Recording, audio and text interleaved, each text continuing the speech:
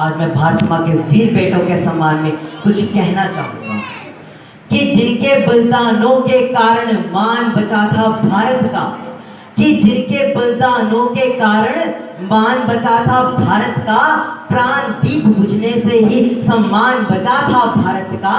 जिन बेटों ने लहू दिया था माँ के चरण पखारे थे, जिनके देवे बल के आगे दुश्मन के दल हारे थे, जिनके कद के आगे खुद भी नगपत ही झुक जाता था, जिनकी इज्जत के सम्मुख सागर का प्रभार जाता था, उन बेटों का शौर्यगान ये हिंद समूचा गाएगा, कि उन बेटों का शौर्यगान ये हिंद समूचा गाएगा। शोरन से भीगी वर्दी को पहले पूजा जाएगा, शोरन से भीगी वर्दी को पहले पूजा जाएगा। कि जब जब वीरता और साहस की बात आती है, इस देश के सैनिक सबसे ज्यादा वीर कहलाए जाते हैं और उसके पीछे कहीं ना कहीं उनके परिवारों का बहुत बड़ा योगदान, बलिदान और त्याग होता है। इसलिए आज मैं आपके समक्ष एक पत्र पढ़ना चाहूँगा, एक पिता का पत्र जो जब फौजी बेटे के लिए था, जब उन्हें पता लगा कि उनके बेटे को 1999 के कारगिल के युद्ध में भेजा जा रहा है। मैं कविता यहाँ से प्रारंभ करता हूँ। पता चला है बेटा कि तू युद्ध में है जा रहा, पता चला है बेटा कि तू युद्ध में है जा रहा, देश की खातिर लड़ने का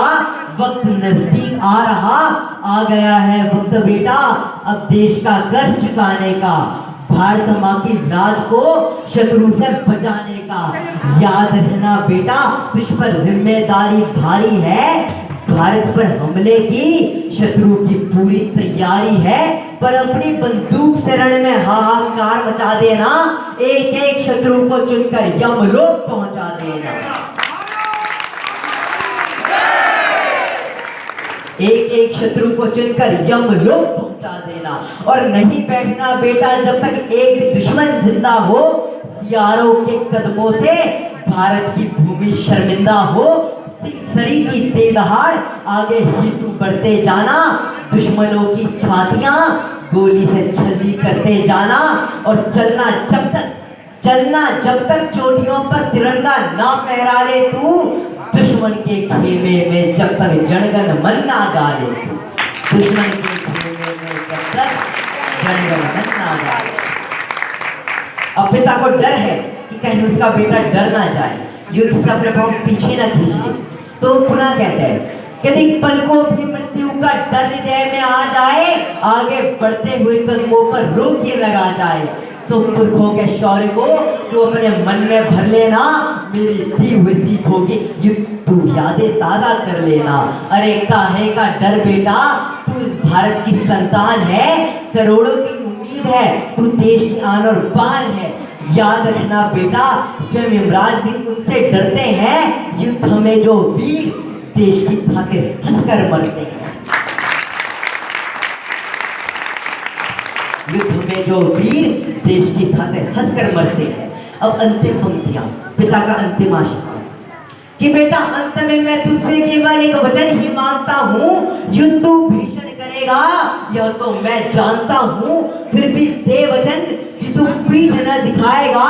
पुरखों के शौर्य पर तू कलंक न लगाएगा,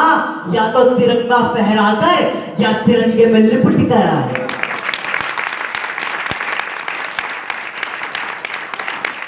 अब अंतिम पंक्तियों में तुझे अपना आशीर्वाद दे रहा हूँ, अब अंतिम पंक्तियों में तुझे अपन आशीर्वाद दे रहा हूँ, या तू अंत तक रखेगा इस उम्मीद में कह रहा हूँ कि जो तू मेडल लेकर आया सीने से लगाऊंगा, और जो तेरी अर्थी आई आंसू न बहाऊंगा, और जो तेरी अर्थी आई आंसू न बहाऊंगा।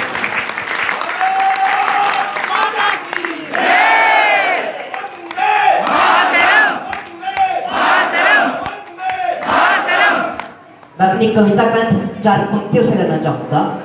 कि जूते फटे पहन के आकाश पे चढ़े थे, सपने हमारे हरदम औकात से बड़े थे, सर काटने से पहले दुश्मन ने शीर झुकाया था, जब देखा कि हम मैदान में निहत्थे खड़े थे, तलवार पहले टूटी कट गई फिर बाजू, कि तलवार पहले टूटी, कट गई फिर बाजू, बावजूद इसके हम देर तक लड़े थे। ऊंची इमारतों में चला जश्न उस दिन सारी रात, हम तो पत्थरों की तरह बुनियाद में गड़े कि फिर भी नहीं किया था हमने जमी का सौदा, दो चार आसमां तो युग कदमों में आगे बढ़े।